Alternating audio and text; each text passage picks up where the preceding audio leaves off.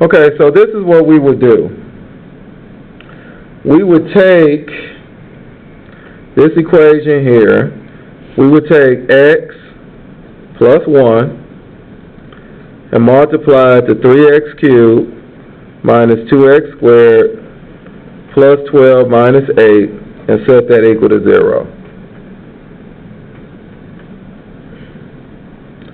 Okay, now, if we group the first two in this parenthesis here, we can factor out an x squared, and we have 3x minus 2. We could group the second two.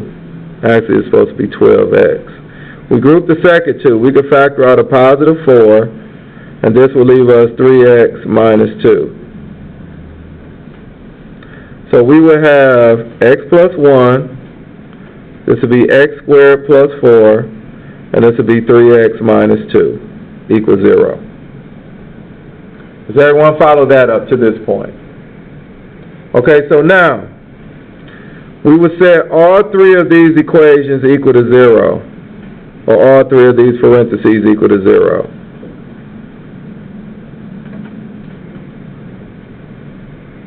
Okay. So we would end up with x equals negative 1 here. If we subtract 4 on both sides, we will have x squared is equal to negative 4. We take the square root of both sides. This would be plus or minus the square root of negative 4. So x would be plus or minus 2i. And then finally, we'll add 2 to both sides. 3x is equal to 2. Divide each side by 3, and x equals 2/3.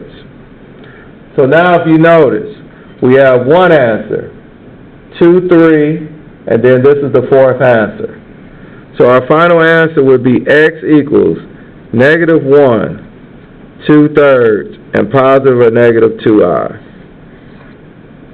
That would be our final answer.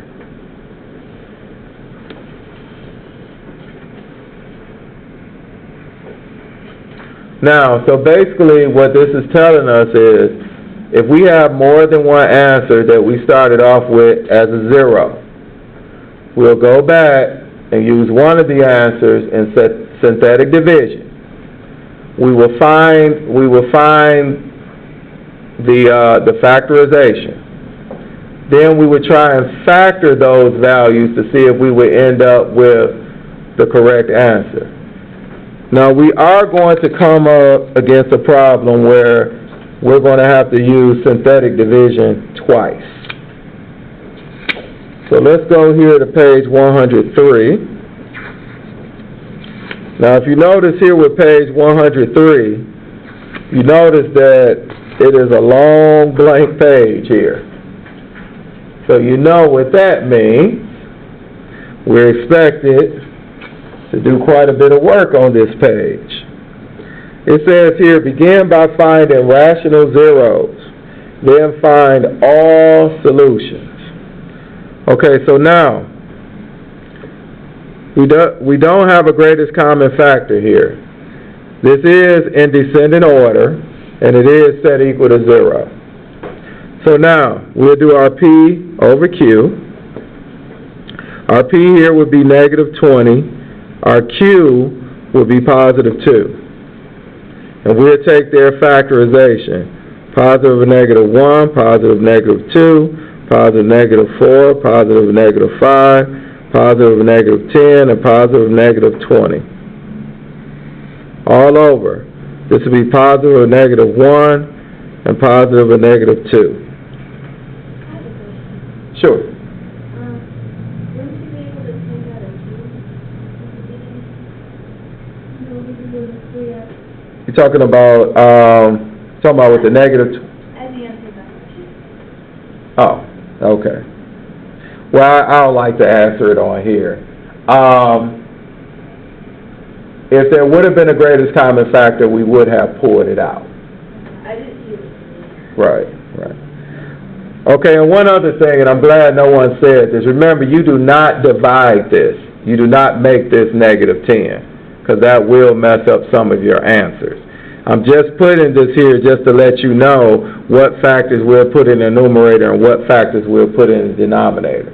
If it's too confusing to have it as a fraction like that, you could just write 20 for the P, 2 for the Q, and then write their factorizations divided by each other. Does everyone follow that? All right.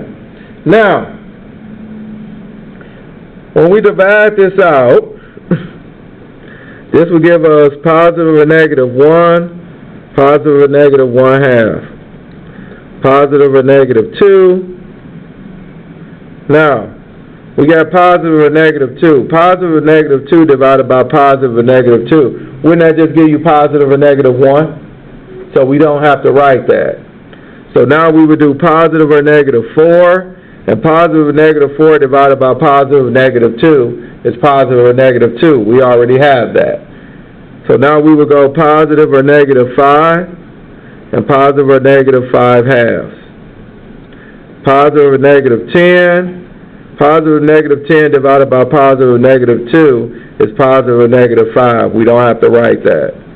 So now we have positive or negative 20, and positive or negative 20 divided by positive or negative 2 is positive or negative 10. So we don't have to write that because we already have it. Does everyone follow that? Okay, now, just for the sake of time, we have 1, 2, 3, 4, 5, 6, 7, 8. We will have to put in 16 different numbers in the calculator. For the sake of time, because class is almost over, we're not going to put all those values in the calculator. I trust that you all know how to put the equation in the calculator, then put the values in for x, and then look for your y that equals 0. So I'm going to give you what the answers are. It'll be 2 and negative 2.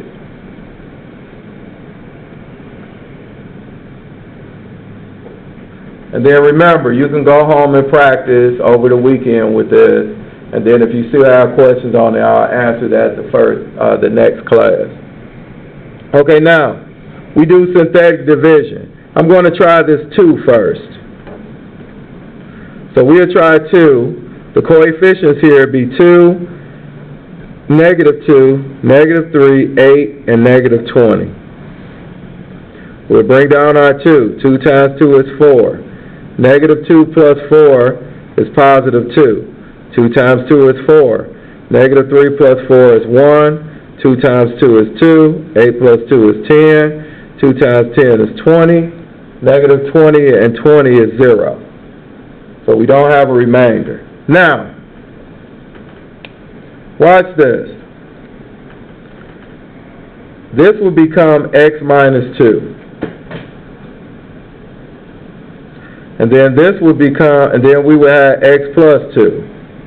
And then this will become 2x cubed plus 2x squared plus x plus 10 equals 0. Actually, we should not include this x plus 2. Don't include that x plus 2.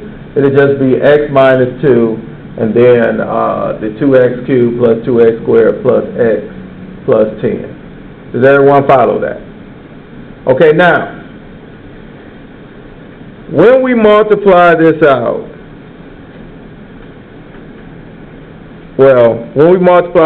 this will equal what we got originally. We multiply these two parentheses out, it will give us this here.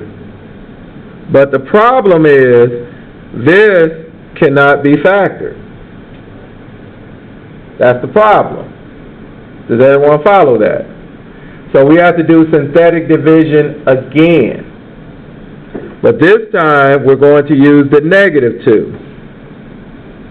And we're going to use these values here, all of these values except 0. So it'll be 2, 2, 1, and 10. So we'll bring down our 2. Negative 2 times 2 is negative 4.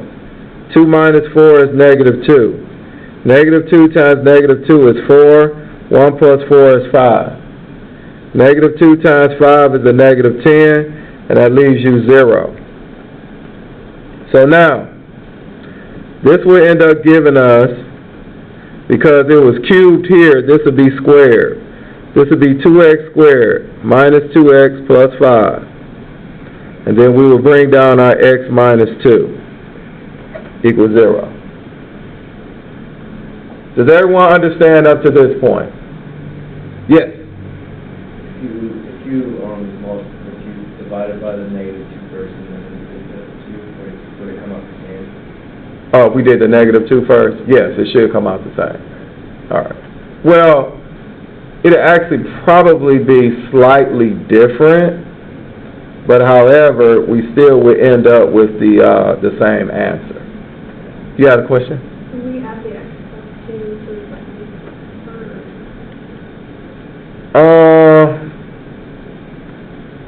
Not, well, yes, we would have to, because then that would give us our x, so it'd be x plus 2. Because since we use both of these, this was our x minus 2, this would be our x plus 2, and then also what we got from the synthetic division. Does everyone follow that so far? Okay, now, here's the next thing. Because our highest exponent here is 2, can't we factor this? We maybe cannot factor it in the traditional way of factoring it, but we can use the quadratic formula. We can solve for it, can't we? So, I'm going to go back and use the quadratic formula here. Now we know A is 2, B is negative 2, and C is 5. Now I'm not going to write the quadratic formula again. We've written it down. You all know it. So I'm going to go up here and start substituting. So we have x is equal to the opposite of negative 2 plus or minus the square root of negative 2 squared minus 4 times 2 times 5 all over 2 times 2. So it'll be x is equal to 2 plus or minus the square root of 4, and then this will be, what, minus 40 all over 4. So it'll be x is equal to 2 plus or minus the square root of negative 36 all over 4. Now the square root of a negative 36 would be 6i all over 4. Now, all three of these values have 2 in common. So this would be 1 plus or minus 3i all over 2. So, our final answer would be x is equal to, from our previous problem, well, from the previous solution here, we had 2 and negative 2.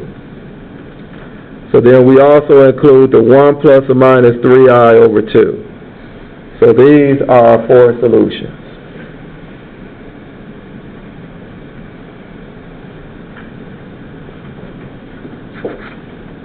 Any questions? All right. Now we go over to the next page.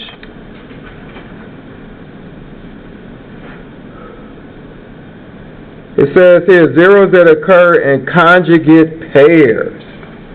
Okay, now, it says that the irrational number a plus b times the square root of c is a 0 of polynomial f, then the conjugate a minus b times the square root of c is also a 0 of f. If the imaginary number a plus bi is a 0 of polynomial f, then the conjugate a minus bi is also a 0 of f.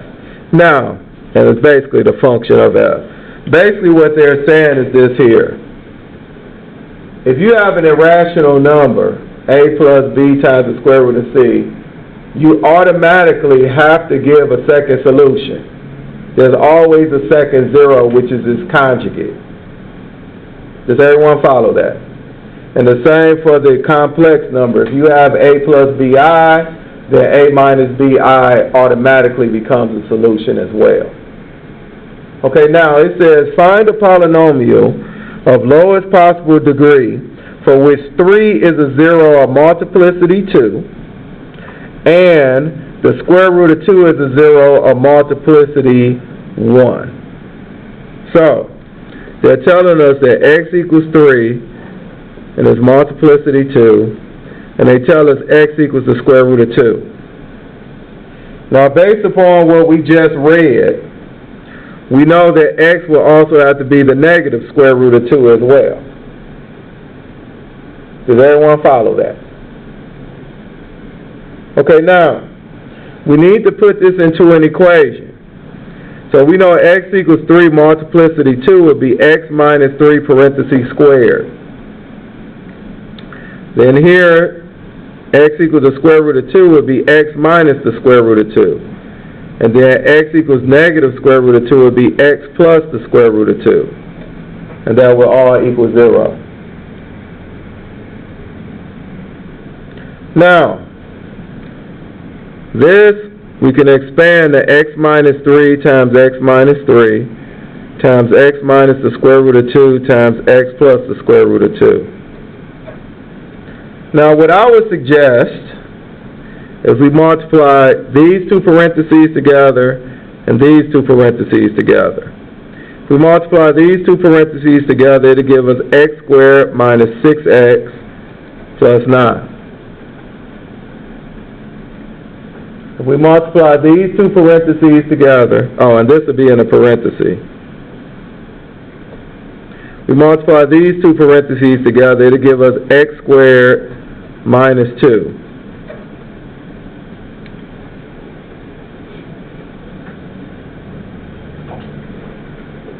Now we need to multiply all of these values together.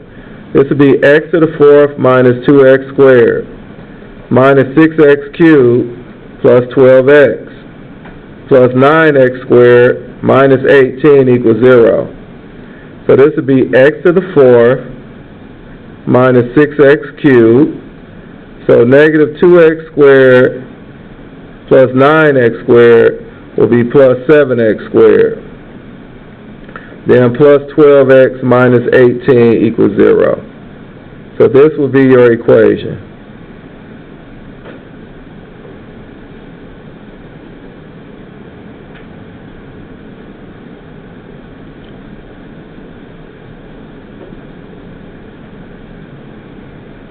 Okay, next, it says number 2.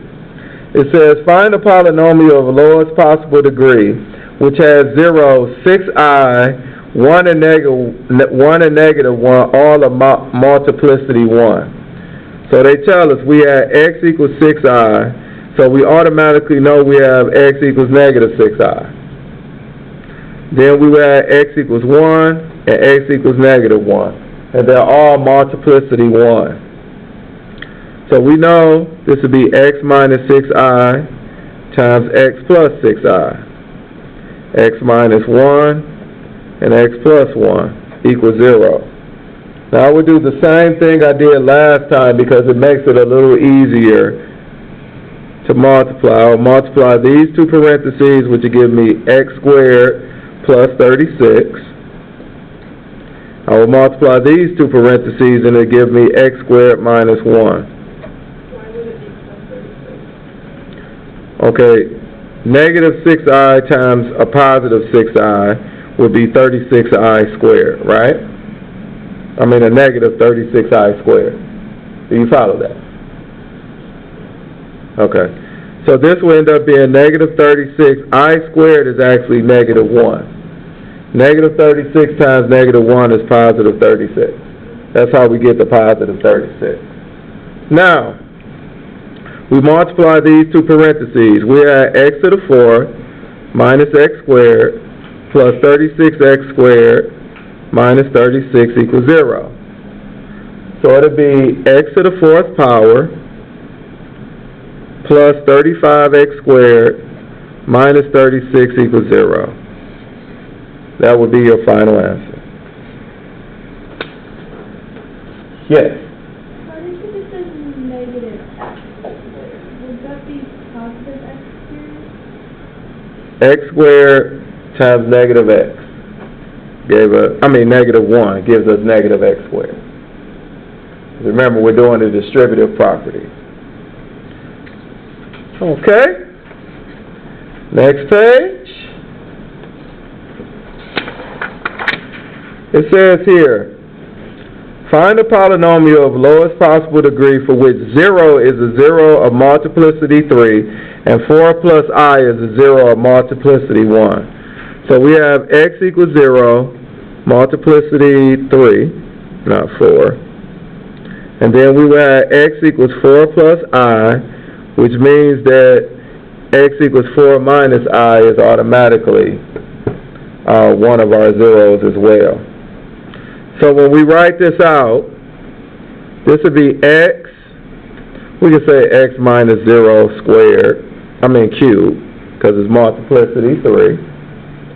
And then we will have x minus 4 plus I times x minus 4 minus I, and that equals 0. Now, this will end up being x cubed, and this will end up being x minus 4 minus I, and this will be x minus 4 plus I, all equals 0. Now, what I would suggest is multiplying these two parentheses first, and then multiplying the result by x to the third power. So when we multiply these two parentheses, we get x squared minus 4x plus ix minus 4x plus 16 minus 4I. Oh, I didn't leave myself enough room. Okay, this would be a negative ix and plus 4I minus I squared. And remember, this is all equal to 0. Okay, so now, we will have x cubed. We combine the like terms here. We will have x squared, the minus 4x, and we have minus 4x and minus 4x, which should give us a negative 8x. And then we have a positive ix and a negative ix, which would give us, these would simplify each other out. And then we have a negative 4I and a positive 4I. And then we have 16. Now, this would be plus 16 minus a negative 1, because I squared would be negative 1. So this would be x cubed times x squared minus 8x plus 17, and that will all equal 0. Now we have to multiply everything by x cubed. So this would be x to the 5th minus 8x to the 4th plus 17x cubed equals 0. That would be our final answer. Okay, now it says here, sometimes a polynomial cannot be factored and has no rational zeros. In that case, we must rely on technology. How do you use your calculator to find zeros of a polynomial? Okay, now, I would tell you how you would find zeros of a polynomial. You would have to first type in the equation. First, you would type in the equation, n y equals. Then second, you would press second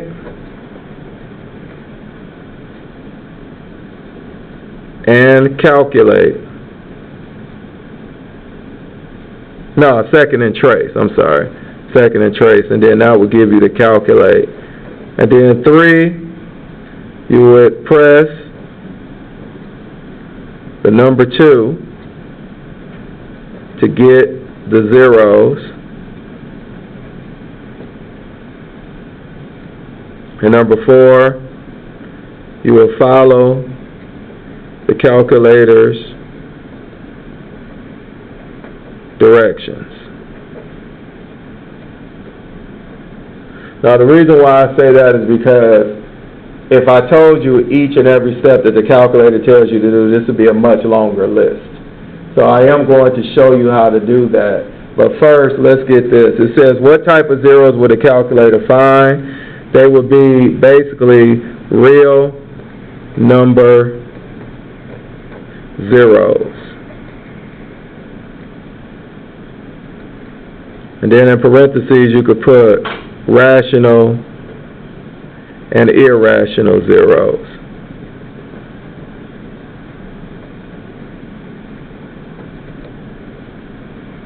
Now that would be the zeros the calculator will find. The zeros the calculator will not find is the imaginary zeros. And that's because the calculator cannot find them, cannot find the zeros.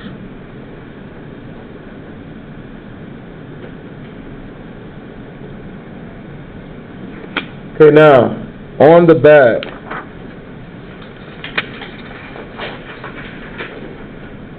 now on the back here, what I'm going to do, I'm going to show you this, let me turn on the calculator. Let's go to y equals, and what I'm going to do, I'm going to show you a basic way of finding this, because we're almost out of time. We only have about, 2-3 minutes. So I'm going to show you a basic way of finding this and how you can apply it to this problem. Say you had x squared minus 2. And then we can just go to Zoom standard so we can make sure we can see it. Okay, look here. X squared minus 2. You see this graph here. You see that it's hitting the x-axis in two places. Everyone sees that, right? Okay, so now this is what we would do. You would go to second and trace, and then you see the number 2 that says 0. Now it tells you left bound. When it says left bound, with your first point that it hits, if it's on the left, you will go above it, and you will press enter. When it says right bound, you will go below it, where it hits the x-axis and hit enter twice. And so your answer here, your 0 would be a negative 1.414. Does everyone follow that? That would be your x value. Now for your next 0, you notice we had 2 zeros here. You would still go to second, trace, then the number 2.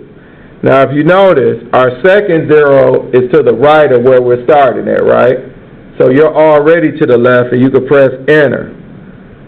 Then you will go to the right to go above this and press enter 2 times. And then it will give you a positive 1.41. Does everyone follow that? So, that is how you would apply it to A. A here, this would take a little longer than what we have. You could try this at home. But the answers that you should get is that it's going to be 3 real zeros, and x will equal to a negative 1.96, a negative 1.18, and a positive 1.44. Those would be your zeros, because remember your zeros is only your x values. Now it says B. How many imaginary zeros does the polynomial f of x have? So remember, our degree here is 5. We only have 3 real zeros, so that means that it's 2 imaginary numbers. So it's 2 imaginary zeros. And then it asks us, can you find them? You will say yes by hand.